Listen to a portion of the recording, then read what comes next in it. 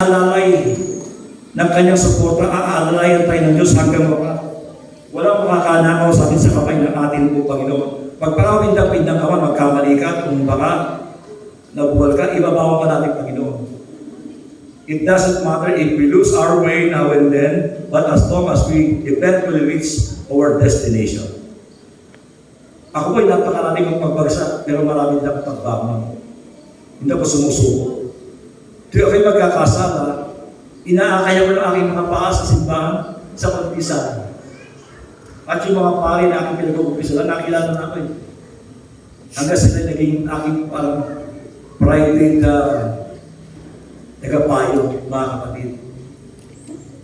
Tingmapagsak ako, bangon lang ako. At nagpapatuloy, mga kapatid. Ngayon, medyo malakas-lakas na ako. Hindi na ako maaaring madala ng mga ihip ng hangin.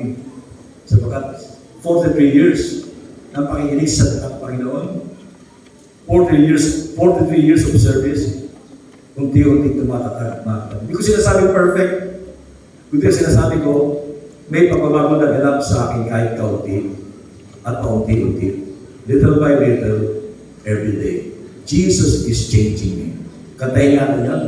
Little by little, every day. Little by little, every day. Jesus is changing